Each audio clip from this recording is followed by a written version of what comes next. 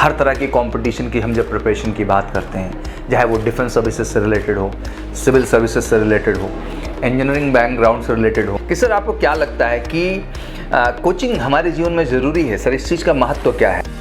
क्या कि हम इस स्तर तक बेहतर हैं तो हमें इस स्तर तक बेहतर होने के लिए एक सपोर्ट और एक गाइडेंस की ज़रूरत होती है। कुछ तो सत्य है, कुछ तो ओरिजिनल है, कुछ तो क्रेडिबल है, जिसकी वजह से बच्चे सफल हो रहे हैं, बेहतर हो रहे हैं। अगर गंदी हॉस्पिटल्स हैं तो कहीं ना कहीं ब्रांड हॉस्पिटल्स भी हैं। हर सेगमेंट में जहां गलत है वहीं पे आप सही है। तो आपका उद्देश्य गलत और सही की लड़ाई में नहीं उलझना है, बल्कि सही चीज को चुन करके अपने लाइफ में बेहतर करने का प्रयास करना है। मेजर कल्ची classes, online courses for all defence exams, recorded lecture, e notes, daily live classes, online test. अब ऑनलाइन पढ़ेगा तभी तो फौजी बनेगा India. Download the MKZ learning app and fulfil your dreams. तो बहुत बहुत स्वागत है आप सबका एक बार फिर की अगली सीरीज में। और लगातार जैसे कि दिल से दिल की बातें हो पा रही हैं, तो बच्चों का इस बीच मेरे सामने एक लगातार प्रश्न था कि सर आपको क्या लगता है कि कोचिंग हमारे जीवन में ज़रूरी है? सर इस चीज़ का महत्व क्या है? आज बहुत सारे कॉन्सेप्ट हैं जो समाज में आ रहे हैं। हर तरह की कंपटीशन की हम जब प्रिपरेशन की बात करते हैं, चाहे वो डिफेंस सर्विसेज से रिलेटेड हो, सिविल सर्विसेज से रिलेटेड हो, इंजीनियरिंग बैकग्राउंड से रिलेटेड हो, मेडिकल बैकग्राउंड से रिलेटेड, इवन हर तरह के प्रॉस्पेक्ट जिनके लिए हम जा रहे होते हैं, तो क्या सर कोचिंग का वाकई में महत्व है हमारे जीवन में? अलग अलग लोगों के अलग अलग तरह के कॉन्सेप्ट आते हैं। अक्सर मैं बैठ के बहुत सारे इंटरव्यूज़ देखता रहता हूँ। इवन जो बच्चे हमारे IAS में सेलेक्ट होते हैं उनके इंटरव्यूज़ देखने का मौका मिलता है। ऑब्वियसली डिफेंस एस्पिरेंट जितने होते हैं उनसे स्वयं से मैं मिलता हूँ, जो सेलेक्टेड कैंडिडेट हैं जो जाते हैं। सबसे पहली बात तो ये समझना बहुत ज़रूरी है कि आखिर जब एक कोचिंग इंस्टीट्यूट वर्ड का नाम आता है और ये जब चीज़ आपको सामने आपके दिखाई देती है, तो इसको आप किस तरह से विजुलाइज करते हैं? दो दृष्टिकोण हैं यहाँ पर। एक है कि जहाँ हम ये केवल देख पाते हैं कि एक ऑर्गेनाइजेशन की शुरुआत का सोच क्या है, विज़न क्या है। आज जो देश की परिस्थिति है, शायद हम किसी पार्टी को वोट करने जाते हैं। वोट करने के पीछे का उद्देश्य क्या होता है? उद्देश्य ये होता है कि आखिर उस पार्टी की विचारधारा क्या है। उद्देश्य ये होता है कि आखिर उस पार्टी को हम वोट कर रहे हैं तो समाज में किस तरह का विकास और किस तरह का प्रोग्रेस ले आएगा। और शायद इन सारी चीज़ों को कैलकुलेट करके, निर्णय लेकर के हम एक सही डिसीजन की ओर बढ़ पाते हैं। ऐसे ही अहम हो जाता है कि इंस्टीट्यूशन का चुनाव, कि आखिर वो आप किस तरह से कर रहे हैं। आज जो हमारा एजुकेशन का सिस्टम है, लकीली 2023 तक आप जानते हैं कि बहुत बड़ा चेंज आने वाला है एजुकेशन सिस्टम में, जहाँ सारी बाउंड्रीज खत्म की जाएंगी। आप अपने बिल्कुल मन मुताबिक सब्जेक्ट्स को स्टडी करेंगे और हर तरह के कॉम्पिटिशन में आप इन्वॉल्व होंगे। बट पहले अगर आज की स्थिति हम देखें तो मुझे लगता है कि आज जो एजुकेशन हमारी है 10+2 लेवल पे, गांव स्तर पे हम चले जाएं।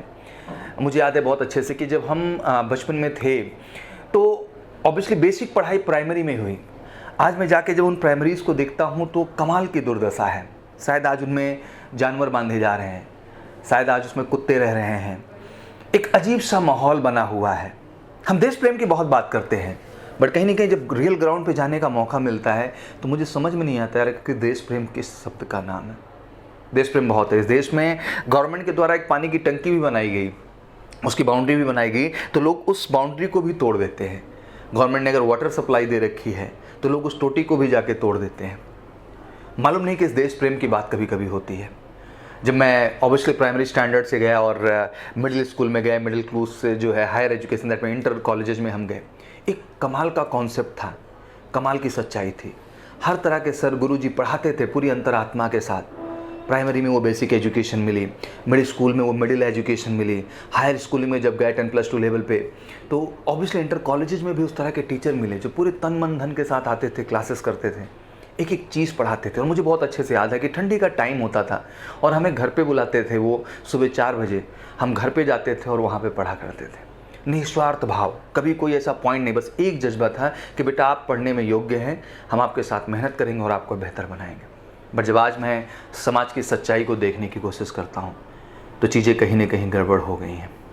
हाँ, ऑब्वियसली इन सब चीज़ों में कोचिंग इंस्टीट्यूशन का भी एक रोल है, क्योंकि वही टीचर आज अपने कोचिंग में जा कर के अच्छा पढ़ाने की कोशिश करता है और जहाँ जिस विद्यालय और जिस प्रांगण का हिस्सा होता है वहाँ पे वो ईमानदारी से अच्छे से नहीं पढ़ा रहा होता है। तो एक तरह से आप कह सकते हैं कि आज अगर हम 10+2 लेवल की स्कूलिंग में 10+2 लेवल की एजुकेशन की बात करें, दैट मीन हम अपने 9, 10th, 11th, 12th की बात करें, तो आज कोचिंग जैसा शब्द कहीं ना कहीं चीज़ों को कमर्शियल कर रहा है और ये दुर्भाग्यपूर्ण है कि जो सेवा ऑब्वियसली फ्री ऑफ कॉस्ट मिल सकती थी, जो सेवा हमें ईमानदारी से मिल सकती थी, कहीं ना कहीं आज वो एक्सपेंसिव प्रॉस्पेक्ट हमारे लिए हो गया है। इस चीज़ को हम बदल नहीं सकते हैं, बट यहाँ से लेवल थोड़ा सा उठता है जब आप एकेडमिक से आगे आते हैं। तो अब कोचिंग इंस्टीट्यूशन वर्ड चेंज हो जाता है। हमारे समाज में दिक्कत क्या है कि हम कंपटीशन को और एकेडमिक क्लासेस को ज्वाइन कर देते हैं। नहीं, दोनों का प्रॉस्पेक्ट बिल्कुल अलग अलग है। आप जब एकेडमिक वर्जन में थे तो आपने डिस्क्रिप्टिव दृष्टिकोण से पढ़ाई की हर चीज़ को लेकर के, बट जैसे ही आप कॉम्पिटिटिव वर्जन में आते हैं आपकी पढ़ाई पूरी तरह से ऑब्जेक्टिव प्रॉस्पेक्ट पे हो जाती है। ऑब्वियसली आप स्कूल में एक क्लास के अंदर लड़ाई कर रहे होते हैं, एक क्लास के अंदर फर्स्ट सेकंड थर्ड की होल्ड लगी होती है और आप मेहनत करके वो बनना भी चाहते हैं, बट जैसे ही आप एक कोचिंग इंस्टीट्यूट के प्रारूप से ऊपर उठते हैं, कॉम्पिटिटिव स्टैंडर्ड पे आते हैं, तो ऑब्वियसली जब आप एक इंस्टीट्यूशन का हिस्सा होते हैं तो लाजमी सी बात है कि आपको माहौल मिलता है, वो एटमॉस्फेयर मिलता है जहाँ पूरा देश एक सेंट्रलाइज लोकेशन पे होता है, क्योंकि आपकी कंपटीशन किसी क्लासरूम में नहीं है, किसी ज़िले में नहीं, किसी कस्बे में नहीं, किसी स्टेट में नहीं है, अपितु पूरे भारत में है। और जब पूरे भारत की बात होती है, इट्स वेरी इंपॉर्टेंट कि आपको उस पूरे भारत वाले कंपेनियनशिप में जाना बहुत ज़रूरी है। एक ऐसे ऑर्गेनाइजेशन, एक ऐसे इंस्टीट्यूशन को चुनना ज़रूरी है जहाँ पर जाकर के आप भारत के हर क्षेत्र से, हर राज्य से आए हुए बच्चों के बीच बैठें और उनको कॉम्पिटिट करें। तब आपको रियलाइज़ होता है कि आपका रियल पोटेंशियल क्या है। तो किसी भी चीज़ के दोनों प्रॉस्पेक्ट है बेटा, पॉजिटिव प्रॉस्पेक्ट भी हैं, नेगेटिव प्रॉस्पेक्ट भी हैं। अहम यह है कि क्या आप सही चुनाव कर पा रहे हैं ज़िंदगी में। I know lot of institution जो आज हमारे समाज में चलते हैं, क्योंकि लोग ज़िंदगी में कुछ नहीं कर पाए तो उन्होंने एक कोचिंग नाम का शब्द स्टार्ट कर दिया। शायद वो एक करियर और अपने ओन से का प्रॉफिट के लिए चीज़ें स्टार्ट हो जाती हैं, और ऐसी संख्या बहुत ज़्यादा है। बट इन सब के बावजूद एक बात मैं बड़ी स्ट्रांगली आपको कहना चाहूँगा कि शायद इनकी संख्या हमारे देश में लाखों में हो, बट आज भी जब आप एक सही इंस्टीट्यूशन का चुनाव करना चाहते हैं सिविल सर्विसेज के लिए, तो शायद आपके फिंगर पे कुछ ही नाम आते हैं जो बिल्कुल उस जिम्मेदारी और उस क्रेडिबिलिटी के साथ चल रहे हैं।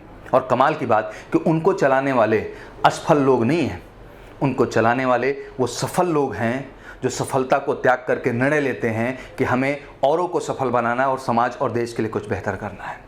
जब आप किसी इंजीनियरिंग का इंस्टीट्यूट चुन रहे होते हैं तो ऑब्वियसली आपके सामने हजारों लाखों इंस्टीट्यूशन होंगे, बट आप शायद फिंगर पे कुछ इंस्टीट्यूशन के ही नाम ले सकते हैं, क्योंकि अगेन वो असफल लोगों की वजह से नहीं, सफल लोग जिन्होंने ज़िंदगी में कुछ अचीव करने के बाद उसको त्याग किया और वो त्याग करके डिसाइड किया आपके लिए कुछ बेहतर करने का, एक बेहतर ऑर्गेनाइजेशन देने का और आपका बेहतर भविष्य निर्माण करने का। पहले हर कंपटीशन के लिए लागू होती है। तो मुझे लगता है कि आज डिफेंस को भी लेकर एक बड़ा प्रश्न है।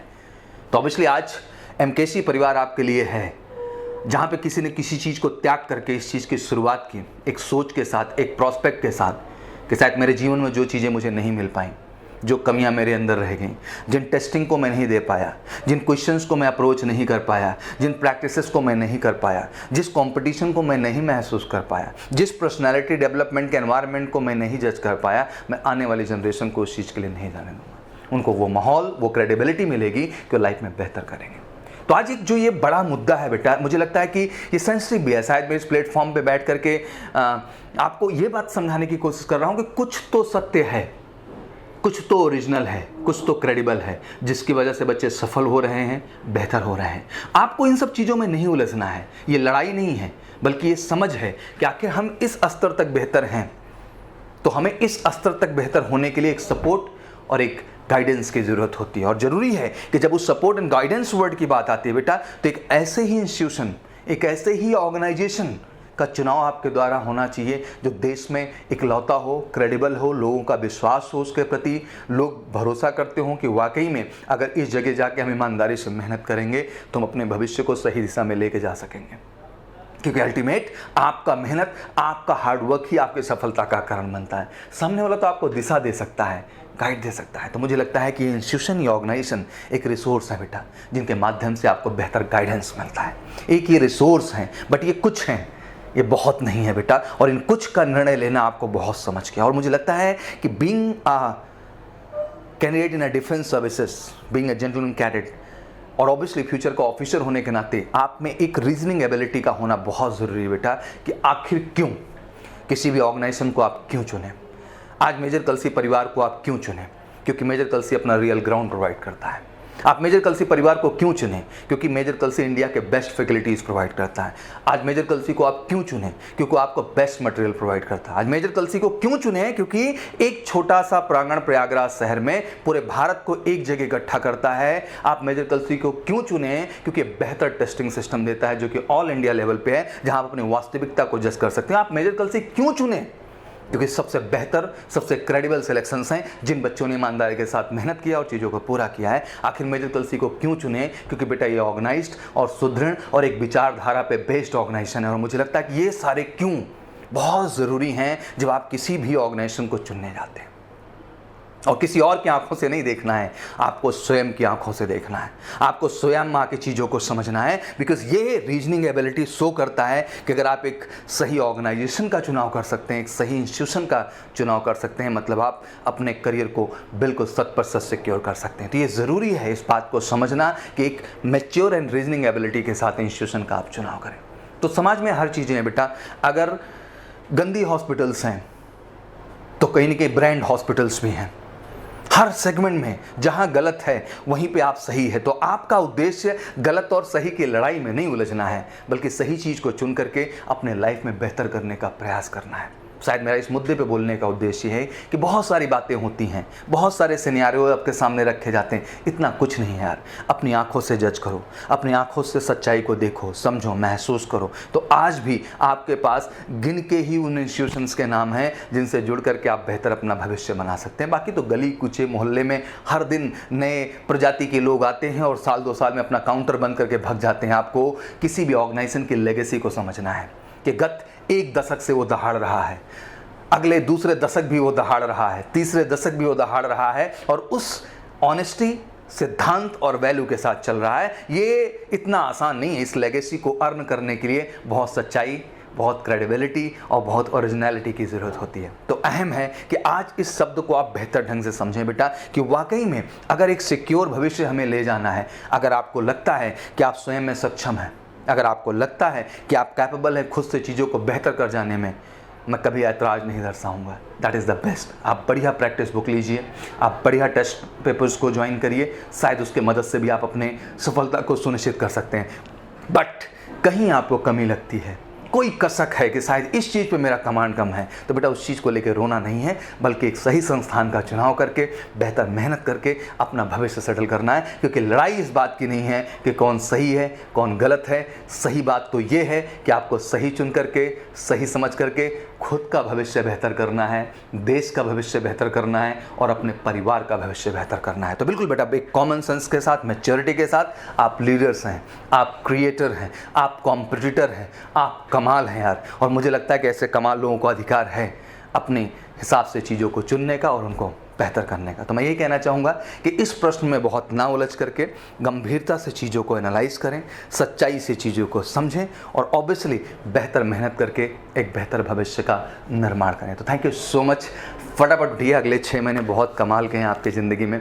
हर तरह की कंपटीशन बैक टू बैक आपके सामने है। तो इसमें बैठने का नहीं है यार, इसमें उठने का है, लगने का है। और बीइंग सौरभ सिंह, मैं आता रहूँगा, आपको बताता रहूँगा, जगाता रहूँगा और फाइनली आपके लक्ष्य के करीब आपको पहुँचा के रहूँगा। तो thank you so much, wish you good luck. जय हिंद, जय Bharat. Major Kalshi classes, online courses for all defense exams, recorded lecture, e-notes, daily live classes, online test। अब online पढ़ेगा तभी तो फौजी बनेगा India. Download the MKZ Learning app and fulfill your dreams।